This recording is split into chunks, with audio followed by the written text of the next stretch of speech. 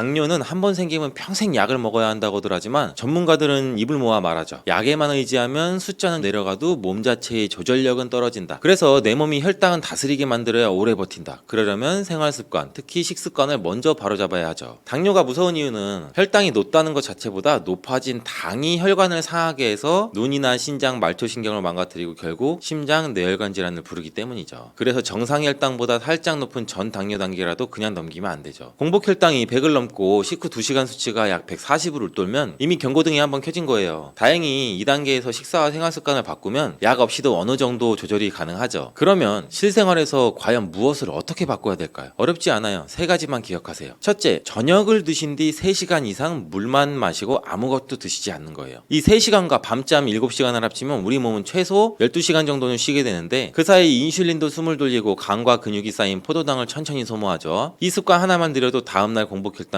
20 정도 뚝 떨어지신다는 분들 많아요. 둘째, 식사를 거꾸로 하시는 거죠. 밥부터 넣지 말고 먼저 채소를, 그 다음 단백질을, 마지막에 탄수화물을 드세요. 채소의 섬유질과 단백질이 위를 가볍게 채워주면 탄수화물이 들어와도 혈당이 천천히 올라가죠. 채소가 없다면 삶은 달걀 한 알이라도 먼저 드세요. 달걀은 완전 식품이라 단백질이 풍부할 뿐 아니라 콜레스테롤 걱정도 크지 않아요. 닭가슴살이나 연두부, 견과류 한 줌도 좋아요. 셋째, 식후 10분이라도 움직이시는 거예요. 엘리베이터 대신 계단을 서너 층 올라가거나 집안을 왕복으로 걸으셔도 되죠. 연구에 따르면 하루 30분을 한 번에 운동하는 것보다 식사 후 10분을 3번씩 움직이는 쪽이 혈당 조절에는 더 효과적이에요. 하체 근육이 혈당을 제일 많이 저장하니 스쿼트처럼 허벅지를 쓰는 동작이면 금상첨화죠. 무릎이 불편하시면 벽에 등을 대고 의자를 이용해 앉았다 일어나기만 해도 충분하죠. 이 세 가지 기본기를 깔고 나면 이제 무엇을 먹을까가 남겠죠. 먼저 당을 부드럽게 낮춰주는 착한 식재료부터 알려드릴게요. 삶은 달걀은 들고 다니기 쉽고 포만감이 오래가서 혈당 스파이크를 또 잡아주기가 쉬워요. 두 번째는 당근이에요. 당근은 달콤하지만 섬유질과 비타민, 미네랄이 많아서 당 흡수를 천천히 끌고 가죠. 생으로 씹어도 좋고 생즙으로 갈아도 다른 과일 주스처럼 혈당이 확 오르진 않아요. 세 번째는 미역을 포함한 해조류예요. 미역에 들어있는 알긴산이 탄수화물 흡수를 늦추고 장내 유익균을 늘려 인슐린 저항성을 개선하죠. 국, 무침, 샐러드 어디에 넣어도 맛이 과하지 않아 매일 드시기 좋아요. 네 번째는 통곡물이에요. 흰쌀, 흰 밀가루처럼 속이 비어있는 하얀 탄수화물 대신 현미귀리, 보리 같은 거친 곡물을 40에서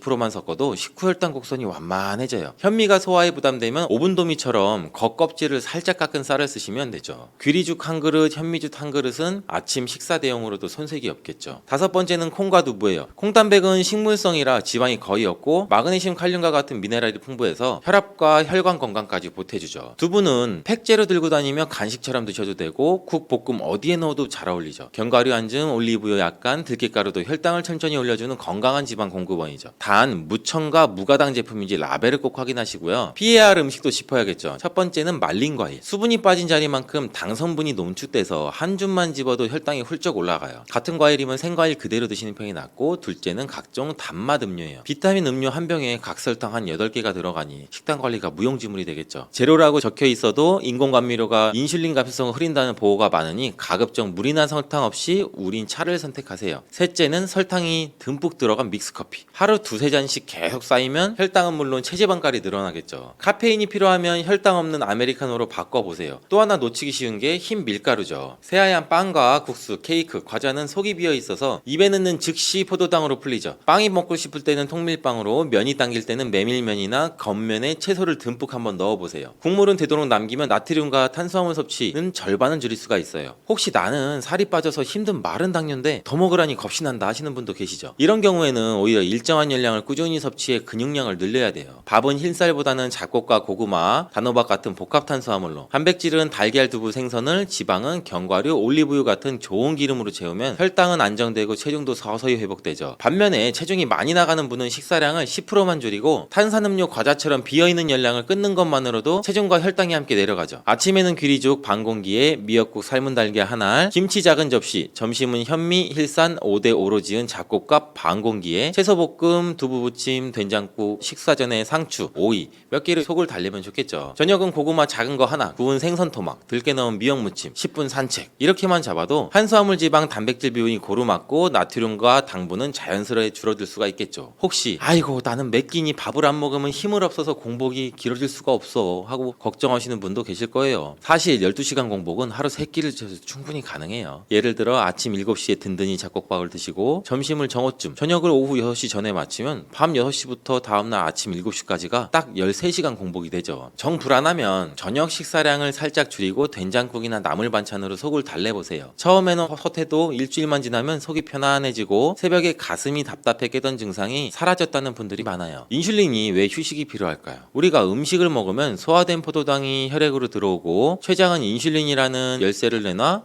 포도당을 세포 속 창고에 넣도록 만들죠. 그런데 하루 종일 간식이 끊이지 않으면 인슐린은 계속 일하게 돼요. 지친 인슐린은 열쇠 구멍을 잘 찾지 못해서 문을 덜 열고 그 결과 혈당이 자꾸 혈관에 남아들게 되는 거죠. 이것이 바로 인슐린 저항성이에요. 그러니 하루 중 일정 시간은 간식도 설탕 한 알도 우유 한 모금도 끊고 인슐린에게 휴가를 줘야 돼요. 식재료를 고를 때도 작은 요령이 있죠. 마트 선반 맨 위와 맨 아래 칸을 눈여겨보세요. 당뇨 환자에게 좋은 통곡물 무첨가 제품은 광고비가 적어 가운데 칸에는 잘 놓이지 않아요. 포장지에 무가당 저칼로리라고 적혀 있어도 성분표 첫 줄에 액상과당, 말토덱스트린 등등이 보이면 카트에 넣지 않는 것이 안전하죠. 반면에 현미 70, 귀리 20처럼 식물 이름이 길게 적혀 있으면 대체로 믿을만 하죠. 같은 감자라도 튀기면 혈당 지수가 70이 넘지만 껍질째 쪄서 식혀서 샐러드로 먹으면 50대로 내려가죠. 식히는 과정에서 저항성 덤분이 생겨 장까지 내려가 유익균의 먹이가 되고 포도당 흡수를 늦추기 때문이죠. 고구마도 마찬가지예요. 김이 모락모락 날 때 바로 먹는 것보다 한 김 식힌 뒤 먹으면 혈당 상승 속도가 한결 완만해지죠. 짠맛도 조심해야 돼요. 나이가 들수록 미각이 둔해져 양념을 세게 하는데 나트륨 과잉은 신장의 무리를 받아서 인슐린 저항성도 높여요. 김치나 된장, 젓갈은 적당히 드시되 시판 조미료, 라면, 스프, 소시지, 양념처럼 첨가된 소금은 반드시 줄이셔야 돼요. 아침 혈당을 재는 습관이 아직 안 들이셨다면 오늘부터 달력이나 노트 안쪽에 숫자를 한번 기록해보세요. 6월 25일 전날 저녁 간식 없음, 10시 취침, 이런 식으로 간단히 메모해도 좋죠. 닷새만 지나도 본인에게 맞는 패턴이 보일 거예요. 95 정도로 떨어졌다면 보통 그 전날 스트레스를 덜 받고 일찍 주무셨을 때 얘기고, 이렇게 원인을 찾고 바로잡는 과정이 약보다 값진 맞춤 처방이 되겠죠. 운동 이야기를 좀 더 해보면 나이가 70인데 무슨 운동을 하고 손살해지시는 분들은 저는 10+3 법칙을 권해요. 아침 식후 10분 산책, 점심 10분 계단 오르기, 저녁 식후 실내 자전거. 허리가 약하면 의자에 앉아 발끝으로 책을 잡아 올렸다 내려놓는 동작을 반복해보세요. 발바닥이 저리고 시린 분은 수건을 깔고 맨발로 공을 굴리는 족저 마사지만 해도 혈류가 활발해져요. 또 하나, 나무 그늘에서 심호흡을 하며 5분간 눈을 감아보세요. 복식 호흡을 하면 코르티솔이 자연스럽게 안정돼 혈당이 자연스럽게 내려갈 수가 있어요. 독일의 12년 연구에서도 만성 스트레스를 방치하면 당뇨 위험이 45% 정도 높아진다고도 해요. 짧게라도 숨고르기 시간으로도 큰 도움이 될 수가 있겠죠. 통밀빵이 당길 때는 삶은 달걀, 채소를 끼워서 샌드위치를 만들고 설탕 없는 머스타드만 살짝 바르시고, 이렇게 드시면 10분 산책을 더하면 식후 혈당이 40 정도 덜 오른다는 실험 결과도 있어요. 액상 과당이 들어간 과일만 요구르트, 과일즙, 건강 음료에도 당연히 주의가 필요하고, 같은 사과라면 껍질째 천천히 씹어 드시는 편이 훨씬 더 좋고, 사과 반 개가 텁텁하다면 땅콩버터 티스푼 하나 곁들이세요. 지방이 당 흡수를 늦추고 포만감을 더해줄 거예요. 집안일도 운동이 되죠. 걸레질, 빨리 넘기, 화분 돌보기, 손주 하나 올리니 전부 유산소의 근력에 해당되죠. 호흡을 3번 길게 내쉬고 천천히 동작을 이어가면 안전하고 효과가 크죠. 이렇게 하루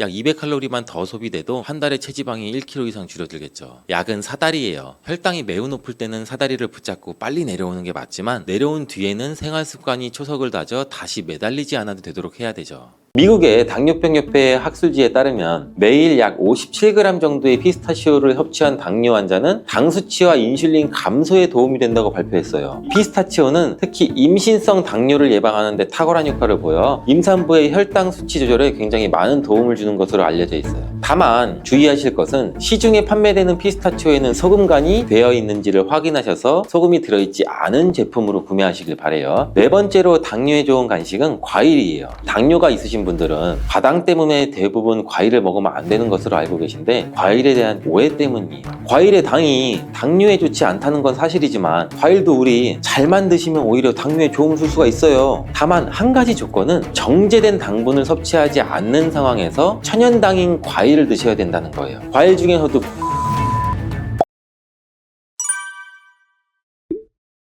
일단 당뇨가 발생되게 되면 우리 먹지 말라는 것, 먹으면 안 되는 것이 너무 많죠. 당뇨는 평생 관리해야 되는 질환이라고 하잖아요. 이것 때문에 평소 즐겨 먹던 음식들을 거의 다 못 먹게 되고 약간 항상 허기를 느낄 수밖에 없죠. 당뇨가 있으신 분들한테 식단 관리가 필수인 이유는 식이요법 없이는 치료가 불가능하기 때문이에요. 이 당뇨약은 혈당 수치를 인슐린 분비를 촉진시키거나 인슐린을 주입해서 인위적으로 혈당을 떨어뜨리는 역할을 하는 거고 당뇨병을 완치해 주는 것은 아니에요. 그렇기 때문에 당뇨가 있는 분들이 식이요법을 시작하게 되면 먹지 말라는 음식도 너무 많고 맛있는 기름진 음식도 먹으면 안 되고 밥도 많이 먹지 말라고 하니 먹어도 금방 배가 고파지고 매우 고통스러워 하시는데, 당뇨가 있는 분들도 드셔도 되는 간식에 대해서 제가 알려드릴게요. 알려드리는 음식들은 당뇨가 있는 분들이 드셔도 괜찮을 뿐만 아니라 당뇨에 도움이 될 수 있는 것들이니 집중해서 영상 끝까지 시청해 주시기 바라요.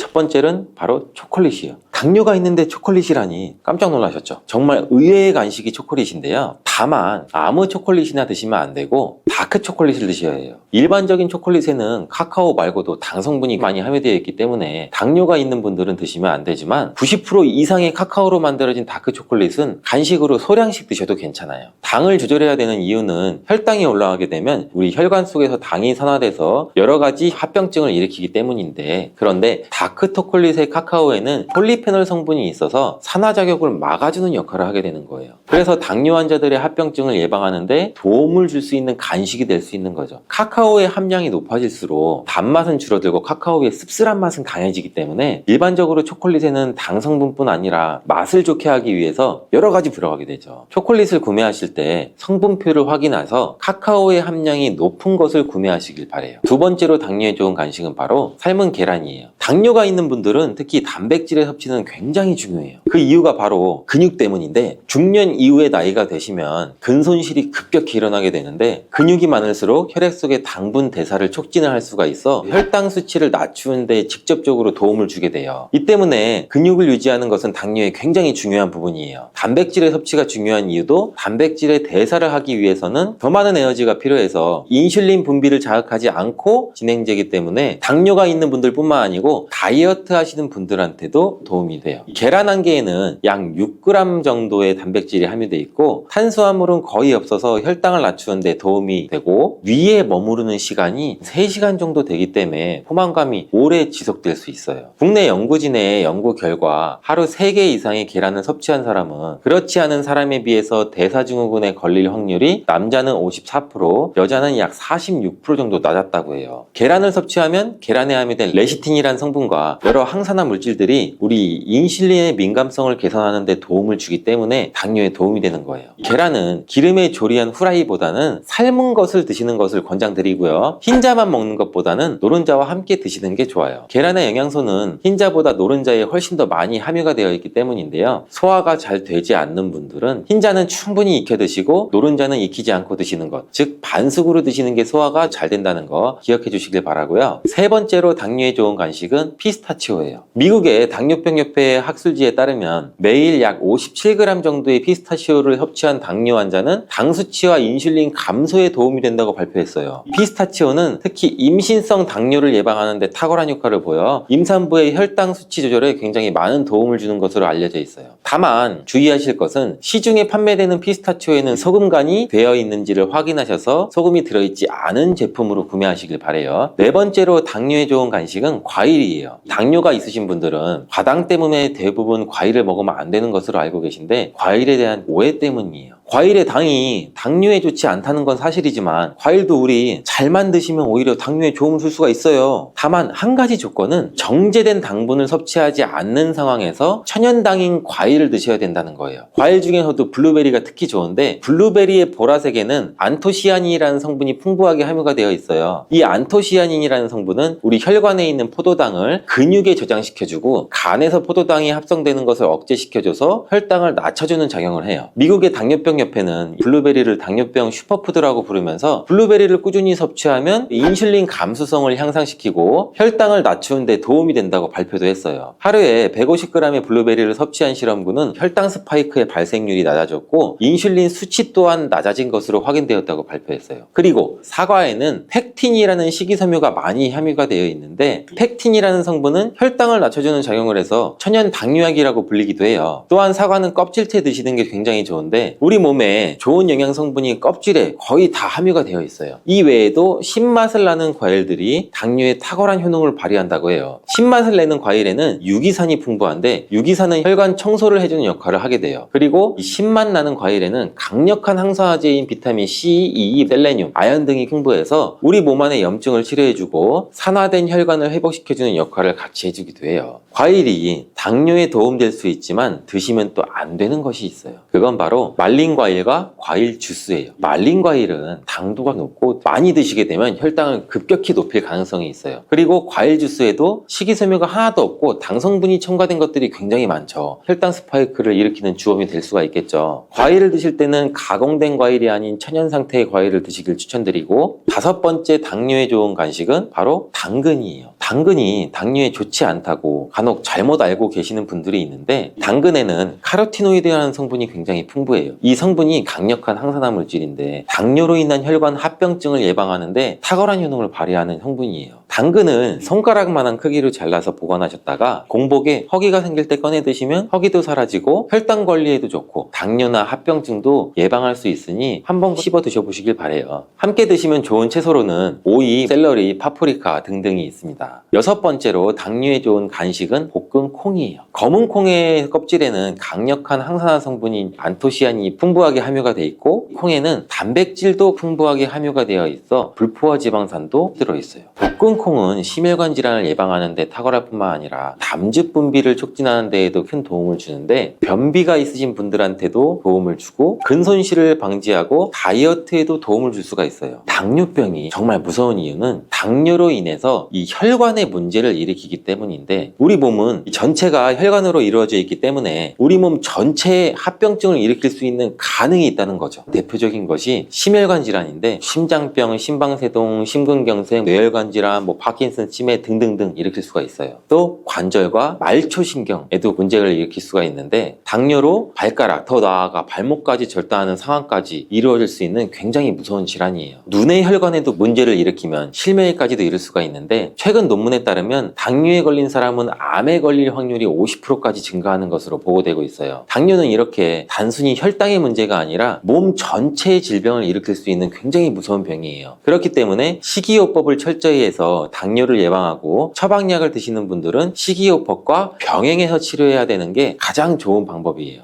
김치를 먼저 기름에 달달 볶다가 여기에 물도 넣고 다른 재료도 넣고 우리가 김치찌개를 조리하게 되잖아요. 이때 사용하는 기름이 오메가6의 함량이 높은 것을 사용하게 되면 콜레스테롤의 수치가 높아지고 염증 수치도 늘어날 수가 있게 됩니다. 혈관 내에 염증이 많아지게 되면 염증은 지속적으로 암세포가 생성되는 원인을 제공하게 되고 뇌혈관에 문제를 일으키게 되며 혈관성 치매도 발생시킬 수가 있는 거죠. 자, 그렇다면 어떤 기름을 사용해야 될까요? 바로 오메가3의 함량이 높은 기름을 사용하시는 것이 좋습니다. 대표적인 기름에는 들기름과 올리브유가 있죠. 그런데 들기름은 높은 열에 쉽게 산패된다는 단점이 있기 때문에 사실 볶는 요리에 사용하게 되면 오히려 건강에 악영향을 줄 수가 있습니다. 그래서 가장 좋은 것은 바로 올리브유입니다. 그 중에서도 고온에서 사용이 가능한 올리브유를 사용해야 하는데요. 여러분, 김치는 우리나라 사람이라면 정말 빼놓을 수 없는 식품이죠. 이 김치로 만들 수 있는 요리만 수십 가지가 넘는 것 같은데요. 그 중에서도 김치찌개는 김치로 하는 요리 중에서 아주 인기도 많고 집에서 쉽게 만들 수 있습니다. 김치찌개에는 또 다양한 재료를 넣어서 맛있게 끓여 먹을 수가 있는데요. 어떤 것을 넣고 먹느냐에 따라서 우리 몸에 조금 더 보약이 될 수도 있고 독이 될 수도 있습니다. 또한 무심코 넣은 이것들 때문에 암과 치매를 유발할 수도 있다고 하는데요. 오늘 영상을 통해서 김치찌개에 넣으면 안 되는 음식과 또 함께 먹으면 보약이 되는 음식까지 모두 알려드릴게요. 암과 치매에 걸리는 다양한 원인 중 가장 큰 비중을 차지하는 것이 바로 먹는 음식입니다. 나이가 들어가면서 여기저기 아픈 곳이 많이 생기게 되는데 대부분의 원인은 혈관에 문제가 생겨서 발생되는 질병들이고요. 혈관의 문제는 먹는 음식에서 오는 경우가 많은데 매일 먹는 김치도 잘 알고 드셔야 한답니다. 특별히 김치찌개를 끓여 드실 때 넣는 다른 식재료들을 주의하셔야 하는데요. 자, 첫 번째로 주의하실 것이 식용유입니다. 일반 식용유에는 오메가6의 함량이 높은데요. 바로 이 오메가6가 문제를 일으키는 주범이 될 수가 있습니다. 김치를 먼저 기름에 달달 볶다가 여기에 물도 넣고 다른 재료도 넣고 우리가 김치찌개를 조리하게 되잖아요. 이때 사용하는 기름이 오메가6의 함량이 높은 것을 사용하게 되면 콜레스테롤의 수치가 높아지고 염증 수치도 늘어날 수가 있게 됩니다. 혈관 내에 염증이 많아지게 되면 염증은 지속적으로 암세포가 생성되는 원인을 제공하게 되고 뇌혈관에 문제를 일으키게 되며 혈관성 치매도 발생시킬 수가 있는 거죠. 자, 그렇다면 어떤 기름을 사용해야 될까요? 바로 오메가3의 함량이 높은 기름을 사용하시는 것이 좋습니다. 대표적인 기름에는 들기름과 올리브유가 있죠. 그런데 들기름은 높은 열에 쉽게 산패된다는 단점이 있기 때문에 사실 볶는 요리에 사용하게 되면 오히려 건강에 악영향을 줄 수가 있습니다.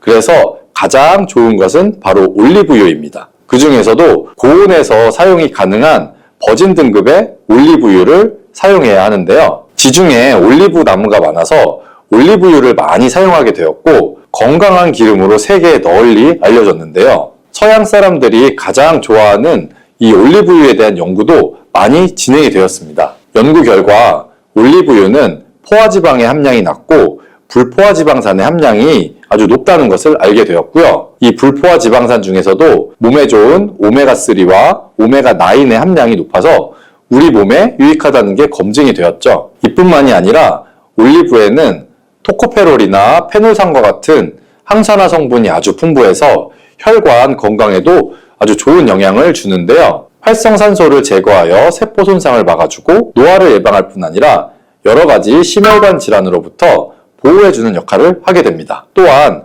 올레 유로핀이라는 성분이 함유되어 있는데 몸의 면역력을 강화해서 바이러스와 각종 세균으로부터 우리 몸을 보호해주고 지켜주는 효능이 있습니다. 그리고 특히 하이드록시티로솔이라는 놀라운 성분이 있는데요. 이 성분은 강력한 항산화 작용으로 염증을 제거하고 항암 효과에도 탁월한 효능이 있는 것으로 알려져 있습니다. 자, 이런 올리브유는 등급별로 사용할 수 있는 온도가 달라지게 되는데요. 가장 높은 등급인 엑스트라 버진은 발연점이 160도로 좀 낮기 때문에 김치를 볶을 때 사용하기에는 좀 맞지가 않고요. 샐러드에 드레싱으로 뿌려서 드시거나 낮은 온도로 살짝만 가열하는 요리에 사용하시는 게 좋고요. 그 밑에 있는 버진과 퓨어 등급의 올리브유는 발연점이 200도가 넘어서 볶는 요리에도 충분히 사용하실 수가 있습니다.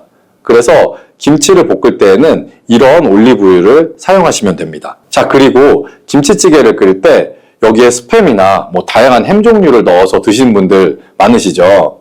그런데 햄은 넣지 않는 것이 좋습니다. 우리가 햄을 보통 가공육이라고 부르잖아요. 햄과 같은 이 가공육을 만들 때는 소디움 나이트라이트와 같은 보존제를 사용하게 됩니다. 이 보존제는 가공육의 색상을 빨갛게 유지해주고 세균 증식을 억제하는 기능이 있긴 하지만 문제는 우리 몸에 들어오면 일부 발암물질로 변하게 될 수 있다는 사실입니다. 그리고 가공육에 열을 가하게 되면 아미노산, 크레아틴 등의 성분들이 화학작용을 일으키면서 우리 몸에 위험한 화학물질을 만들어낼 수가 있는데 그 물질들 또한 암을 유발할 수가 있습니다. 그리고 또한 햄에는 나트륨의 함량도 매우 높은 편에 속하는데요. 이 나트륨이 고혈압을 유발할 수가 있고 각종 혈관 질환의 원인이 될 수가 있습니다. 또한 세포를 손상시켜 암을 유발하는데 특히 위암의 발병률을 높일 수가 있고요. 그래서 국제암연구소는 가공육을 1군 발암물질로 분류하고 있을 정도로 우리 몸에 해롭다는 사실을 반드시 기억하시는 것이 좋습니다. 자, 그리고 신김치를 조리할 때 꼭 사용하는 조미료가 있죠. 바로 설탕인데요. 김치찌개를 조리할 때에도 역시 설탕을 빼놓을 수는 없죠. 그런데 이 달달한 설탕이 우리 몸에 독이 된다는 사실은 알고 계신가요? 음식의 단맛과 감칠맛을 올려주기 때문에 조리할 때 설탕을 많이 사용하게 되는데 설탕은 사실 이 혈관 건강에는 정말 최악입니다. 설탕이 우리 몸에 들어오면 혈당 수치가 아주 급격하게 올라가게 되고 췌장에서 인슐린 분비를 촉진하게 되죠. 이런 현상이 계속 반복이 되면 췌장에 무리가 될 수가 있고 결국 췌장 기능이 약해지고 당뇨로 이어질 수가 있는데요. 요리할 때 조금 넣는 설탕이 얼마나 나쁜 영향을 주겠냐고 생각하시는 분들이 분명 있으실 텐데요. 틀린 말은 아니지만 우리가 이미 평소에 먹는 음식들에 많은 설탕이 들어가 있다는 것이 문제입니다. 통계 자료를 한번 살펴보면 우리가 하루에 먹는 설탕의 양이 평균 100g이 넘는 것으로 나와 있는데요. 한 달 양으로 치면 설탕을 약 3kg 넘게 먹게 된다는 것이죠. 생각보다 훨씬 더 많이 설탕을 먹고 있어서 음식을 잘 관리하지 않으면 우리 몸 안의 혈관이 서서히 망가져 당뇨를 시작으로 해서 각종 혈관 질환과 암뿐만 아니라 치매까지 발생시키게 됩니다. 그렇다면 김치찌개에는 무엇을 넣어 드실 때 우리 몸에 보약이 될 수 있을까요? 영양학적으로도 가장 잘 맞는 것은 바로 두부입니다. 두부는 기본적으로 단백질이 풍부한데 이뿐만 아니라 리놀렌산, 레시틴, 피토스테롤 등의 성분이 풍부해서 몸 안의 콜레스테롤 수치를 낮춰주고 혈액순환을 원활하게 해서 동맥경화, 심근경색, 또 뇌출혈 등의 심혈관 질환을 예방할 수가 있습니다. 또 두부는 체력과 근력을 유지하는 데 큰 도움을 주죠. 바로 두부 속에 들어있는 풍부한 단백질 때문인데요. 우리 몸의 근육은 매일 일정량이 새롭게 근육으로 대체가 되기 때문에 매일매일 단백질을 공급해줘야 됩니다. 우리 몸에 단백질을 공급해주기 위해서 정말 유용한 음식이 바로 두부인 것이죠. 또한 두부에는 콜린이 풍부한데 이 콜린은 알츠하이머성 치매를 예방하는데 아주 탁월한 효능을 발휘하게 됩니다. 또 놀랍게도 두부는 건강하게 장수하는 데 도움이 되는데요. 많은 과학자들의 연구 결과 건강하게 장수한 사람들의 특징이 식물성 단백질을 꾸준히 섭취했다는 사실을 발견했고 동물성 단백질을 식물성 단백질로 바꿔서 섭취했을 때 사망의 위험성이 낮아진다는 보고가 있습니다. 그래서 이 두부와 김치찌개의 만남은 아주 환상의 조합이 되어 우리 몸을 건강하게 해준답니다. 앞에서 스팸이나 햄 같은 가공육은 안 된다고 말씀을 드렸죠. 이런 가공육 대신에 일반 생고기를 넣어서 드시면 정말 좋습니다. 생고기를 드시면 그럼 어떤 점이 좋을까요? 생고기에는 단백질이 풍부하고 여기에는 콜라겐 성분도 많이 들어 있습니다. 우리가 50대 이후가 되면 주름도 많아지고 피부의 탄력이 많이 떨어지게 되죠. 그래서 생고기를 드시게 되면 콜라겐이 공급이 되면서 피부와 신체 전체적인 탄력을 회복하는데 도움을 받을 수가 있고요. 또 생고기에는 타우린과 필수 아미노산이 풍부해서 이는 근육에 에너지를 공급해주며 피로를 회복하는 데에도 많은 도움을 주게 됩니다. 이뿐만 아니라 몸의 무기력증과 우울증 완화에도 큰 도움을 받을 수가 있는데요. 그 이유는 생고기에는 행복 호르몬이라 불리는 이 세로토닌의 원료가 되는 트립토판이 많이 들어있기 때문이랍니다. 자, 그리고 앞에서 말씀드린 설탕 대신 사용할 수 있는 단맛을 내면서도 건강에도 좋은 식재료는 무엇일까요? 그것은 바로 양파와 대파입니다. 양파에는 퀘르세틴과 알리신 성분이 풍부해서 혈관의 중성지방과 나쁜 콜레스테롤을 제거해줘서 혈관을 깨끗하게 청소해주는 효능이 탁월해 혈관 청소부라는 별명이 있을 정도입니다. 또한 혈압도 낮춰주고 혈당 관리에도 도움을 주어서 당뇨를 예방하고 혈관 질환을 방지하여 치매를 예방하는 데에도 많은 도움을 받을 수가 있는 것이죠. 대파도 마찬가지인데요.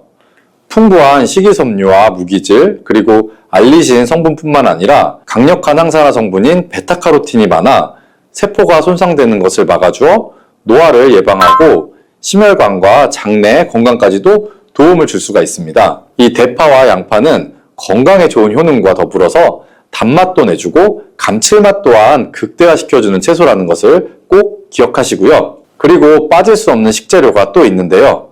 바로 마늘입니다. 마늘은 대표적인 항암 식품이기도 한데요. 마늘에 풍부한 알리신은 염증 수치를 낮춰주고 활성산소를 제거해주어 노화를 억제하고 암세포의 증식도 막아주는 효과가 있습니다. 이런 다진 마늘을 김치찌개에 한 스푼 넣게 되면 건강에도 좋을 뿐만 아니라 잡내를 제거해주며 김치찌개의 맛을 한층 끌어올려주는 효과까지 있으니 꼭 넣어서 드시기 바랍니다. 마늘에 열을 가하게 되면 마늘 색이 점점 짙어지면서 결국에는 까맣게 변하는 흑마늘이 되는데요. 그 이유는 마늘 속에 있는 당류와 단백질인 아미노산이 반응을 하여 갈색을 띠는 멜라노이드인 색소가 만들어지기 때문인데요. 이 반응을 마이야르 반응이라고 합니다. 고기를 구우면 빨간색의 고기가 점점 휘어지다가 갈색으로 변하는 반응과 같은 원리인 것이고요. 이렇게 흑마늘을 만들게 되면 생마늘보다 S알리시스테인 성분이 5배가 많아질 뿐만 아니라 새로운 항산화 물질들이 많이 만들어지게 됩니다. 또한 항암 효과가 뛰어난 폴리페놀이 생마늘에 비해서 4배 이상 많아지고 유액 분비를 촉진해 주어 소화도 잘 되게 하는 효능도 있기 때문에 잊지 말고 흑마늘을 만들어서 드셔보시기 바랍니다. 마늘은 요리할 때 많이 사용하는 재료인데요. 마늘을 얇게 썰어서 기름에 튀긴 마늘 튀김은 절대 드시면 안 됩니다. 기름에 마늘을 튀기면 마늘 향도 좋고 마늘의 매운맛은 없어지고 단맛이 좋아져서 남녀노소 좋아하는 식재료가 되기는 하는데요. 뜨거운 기름에 튀긴 마늘은 우리 몸에 좋은 항산화, 항암 물질들이 파괴가 되고 몸에 안 좋은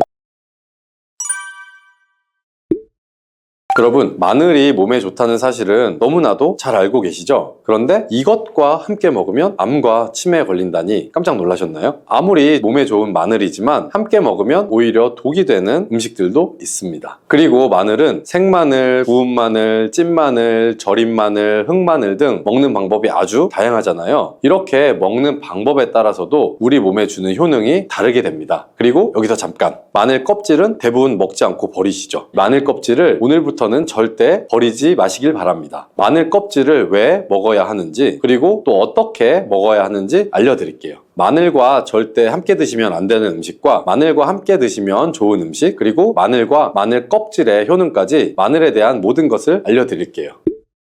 마늘은 우리나라 사람들이 좋아하는 식재료죠. 한국농촌경제연구원이 발표한 자료에 따르면 우리나라 1인당 1년 동안 마늘 소비량이 7kg 정도인데요. 놀라지 마세요. 세계 평균은 0.8kg이랍니다. 우리나라 사람들이 마늘을 많이 먹는다는 거죠. 마늘을 많이 먹는다는 건 그만큼 건강한 식단을 먹고 있을 가능성이 높다는 사실이지만 먹는 방법에 따라서 오히려 독이 될 수도 있습니다. 여기서 마늘과 함께 먹으면 절대 안 되는 음식 첫 번째는 바로 빵입니다. 마늘빵 아시죠? 마늘이 발라져 있어서 달콤 쌉싸름한 마늘 맛도 나고 향긋한 향도 좋아서 즐겨 먹게 되는데요. 마늘이 있어서 몸에도 좋은 빵이라고 착각하고 즐겨 드실 수 있죠. 마늘빵은 많이 드시면 안 됩니다. 왜냐하면 빵의 재료인 밀가루는 탄수화물이 주 성분인데요. 밀가루의 고탄수화물은 소화 과정에서 당으로 분해가 되고 혈당 지수를 급격히 올리게 되며 이때 인슐린의 분비가 과도하게 나오게 됩니다. 이런 현상이 반복되게 되면 체내 인슐린 저항성이 높아지고 췌장을 망가뜨려서 당뇨를 유발할 수가 있는 것이죠. 그리고 이 당은 몸에 흡수되면서 지방으로 변하게 되고 쉽게 살이 찌게 되어 비만을 야기할 수도 있습니다. 또한 밀가루로 빵을 만들면 글루텐이라는 단백질이 생성이 되는데 이 글루텐은 소화불량, 복통, 변비 등의 증상을 유발할 수가 있죠. 이뿐 아니라 글루텐이 몸에 들어오면 장에서 에소루핀이라는 성분이 만들어지는데 이 에소루핀은 중독성이 강해서 밀가루 중독을 일으켜 빵 같은 밀가루를 과다하게 섭취하게 만든다는 것입니다. 마늘이 아무리 좋은 성분으로 항암작용, 항염증 작용을 한다고 해도 마늘빵으로 드신다면 아무 소용이 없게 됩니다. 그럼 마늘은 어떻게 먹어야 마늘의 효능을 극대화할 수 있을까요? 마늘은 생으로 드실 때도 물론 좋지만 익혀서 드실 때 더욱 좋습니다. 몸에 보약이 되는 마늘 먹는 법을 알려드릴게요. 첫 번째는 마늘밥입니다. 국립농업과학원에 따르면 마늘의 S알리시스테인 함량을 조리법에 따라서 조사한 결과 생마늘일 때 S알리시스테인 함량이 2.77mg 정도가 되었고 삶기 시작한 후에 30분 정도 지나면 4.92mg이 되었으며 1시간이 지났을 때는 9.16mg으로 생마늘에 비해 무려 4배 이상 많아진다고 했습니다. 뿐만 아니라 121도의 온도에서 1시간 동안 마늘을 쪘을 때 S알리시스테인 함량이 50.24mg으로 생마늘보다 18배 정도나 높다고 연구 결과를 발표했습니다. 따라서 마늘을 드실 때는 1시간 이상 끓여서 드시는 것이 좋겠죠. 이런 방법이 번거로우시다면 추천드리는 방법이 바로 마늘밥입니다. 밥을 할 때 마늘을 넣는 건데요. 1인분을 할 때 마늘을 한 3, 4알 정도씩 넣어서 밥을 하시면 됩니다. 현미가 있다면 현미를 넣은 마늘 마늘밥을 하시면 더욱 좋은데요. 현미 속에는 티아민이라는 성분이 있는데 마늘의 S알리시스테인과 현미의 알리티아민 두 가지 성분을 모두 섭취하여 항암 효과뿐 아니라 피로회복, 근육통 완화에도 좋은 밥이 되는 것이죠. 그럼 마늘밥을 하기 위해 마늘을 까고 나면 껍질은 어떻게 하셨나요? 다 버리셨죠? 오늘부터는 절대 버리지 말기 바랍니다. 마늘에 효능하면 첫 번째로 생각나는 것이 아마도 항암 효과일 거예요. 그런데 마늘 껍질을 통해서 엄청난 항암 효과를 누릴 수가 있다고 하거든요. 우리나라 연구진에서 연구한 결과 마늘 껍질을 70% 에탄올 용매로 반복적으로 추출해서 만든 마늘 껍질 추출물이 암 예방에 효과가 아주 탁월하다고 발표를 하였습니다. 특히 유방암, 위암, 간암, 대장암, 폐암뿐 아니라 다양한 암세포에 대한 억제 효과가 있다고 했는데요. 그 중에서도 유방암 세포의 증식을 억제하는데 효과가 가장 높았다고 합니다. 마늘 껍질의 두 번째 효능은 바로 심혈관을 튼튼하게 한다는 것입니다. 마늘 껍질은 마늘 알맹이보다 식이섬유가 4배, 폴리페놀이 7배나 많게 함유되어 있는데요. 이 식이섬유는 혈관 내 나쁜 콜레스테롤을 흡착시켜서 몸 밖으로 배출하는 데 도움을 주죠. 항산화 성분인 폴리페놀이 콜레스테롤이 산화되는 것을 막아서 나쁜 콜레스테롤이 만들어지는 것을 방지하는 데 효능이 있는 아주 중요한 성분입니다. 마늘 껍질에 함유된 알리신 성분은 혈중 지질을 낮춰 콜레스테롤과 중성지방을 낮추는 데 효과적인 성분이 되고요. 이를 통해 동맥경화를 방지하는 데 도움을 주어서 심혈관 질환을 예방하는 데 좋은 성분이 되는 것입니다. 또 마늘 껍질을 말려서 분말로 만들어 음식에 넣어 드시면 비만을 막아주는 효과를 볼 수가 있는데요. 식이섬유가 풍부해서 지방의 흡수를 막고 나쁜 지방을 배출하는 데에도 탁월한 효능이 있습니다. 뿐만 아니라 체내 지방 대사를 촉진하기 때문에 지방 분해가 빠르게 일어나 체지방을 제거하는 데도 아주 효과가 좋습니다. 그리고 마늘 껍질을 분말로 드시는 방법 말고 차로도 드시는 방법이 있는데요. 마늘 차를 우리는 방법을 알려드릴게요. 마늘 껍질을 깨끗하게 씻어서 말린 다음에 기름을 두르지 않은 팬에 마늘 껍질을 넣고 볶아주어 수분을 없애줍니다. 이렇게 하는 이유는 수분을 없애기 위한 것도 있지만 마늘 껍질에 열을 가하게 되면 항산화 성분인 폴리페놀과 플라보노이드 성분이 증가하기 때문이에요. 이렇게 수분을 없앤 마늘 껍질을 냉동실에 보관하셨다가 드실 때 끓는 물에다가 소주를 반컵 정도 넣고 물 1리터, 마늘 껍질을 약 15g 정도를 넣고 끓여주시면 됩니다. 이렇게 끓인 마늘 껍질 차를 따뜻하게 드셔도 되고 냉장고에 넣어서 시원하게 드셔도 괜찮습니다. 마늘이 몸에 좋다고 해서 꿀에 마늘을 재워 드시는 분들 계시죠? 물론 꿀마늘이 몸에 좋은 분들도 있지만 꿀과 마늘은 함께 먹으면 안 되는 음식입니다. 식품 비방이라는 문헌에 보면 꿀과 마늘은 함께 먹으면 안 된다라고 적혀 있는데요. 그 이유는 꿀과 마늘이 둘 다 열을 내는 뜨거운 음식이기 때문이에요. 꿀과 마늘을 함께 먹게 되면 체질이 맞지 않는 경우에는 부작용이 크게 나타날 수가 있습니다. 체질이 맞지 않는 분들이 이 꿀마늘을 드시게 되면 눈의 충혈도 잦아지고 노화가 빨라질 수가 있는 거고요. 돋보기를 빨리 쓰게 될 수 있다는 것이죠. 또한 두통이 생기며 피부에도 트러블이 생기는 부작용도 있으니 꼭 기억하시는 것이 좋습니다. 또한 당 섭취에 주의하셔야 하는 당뇨, 고지혈증을 갖고 계신 분들이나 암 환자분들도 절대로 꿀마늘을 드시면 안 됩니다. 그렇다면 마늘은 또 어떻게 먹으면 좋을까요?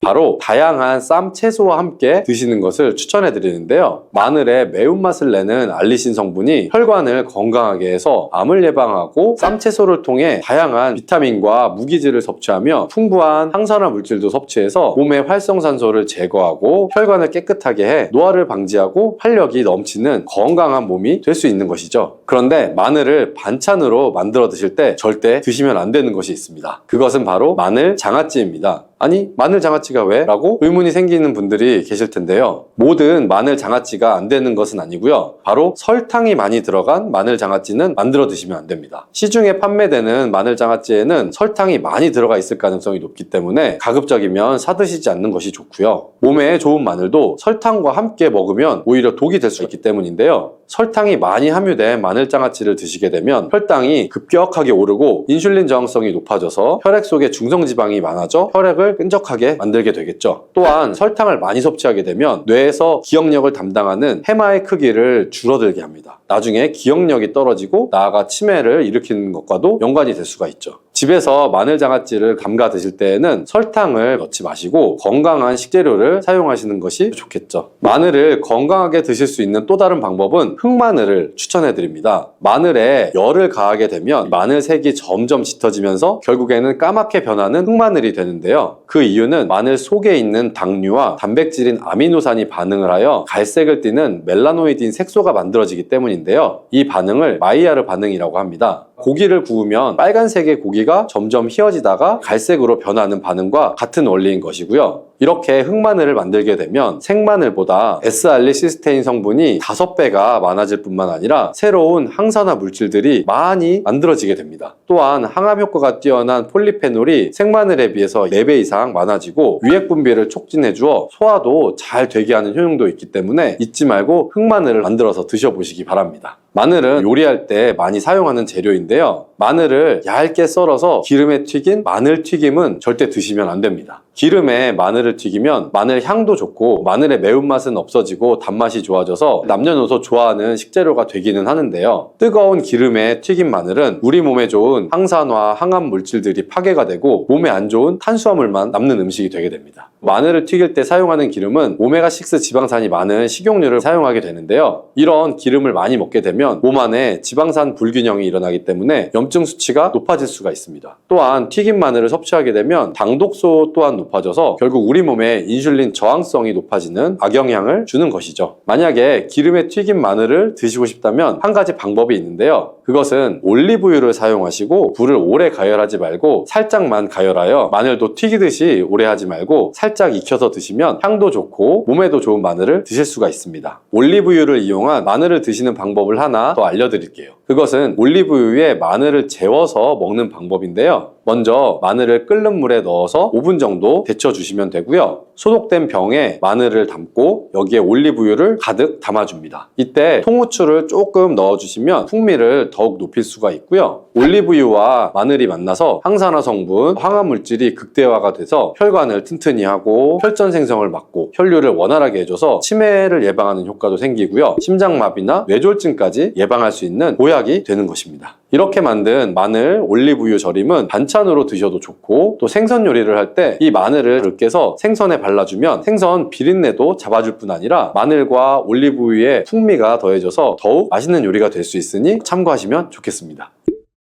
이렇게 좋은 마늘도 드실 때 주의하셔야 할 분들이 있는데요. 마늘의 효능 중에 혈전을 제거하고 혈류를 원활하게 하는 효능이 있었잖아요. 이런 효능은 혈액을 묽게 만들어주기 때문인데요. 이미 와파린이나 아스피린 같은 혈전 용해제를 복용하시는 분들이 마늘을 많이 드시게 되면 상처가 나거나 했을 때 피가 잘 멈추지 않을 수가 있기 때문에 주의하시는 것이 좋고요. 또한 평소에 위염이나 위궤양이 있어서 위가 안 좋으신 분들도 마늘의 알리신 성분이 위 점막을 자극해서 증상이 악화될 수 있기 때문에 주의하시는 것이 좋습니다. 그리고 과민성 대장 증후군이 있는 분들도 마늘을 많이 드시게 되면 복통이 일어날 수가 있기 때문에 마늘을 조금만 드시길 바랍니다.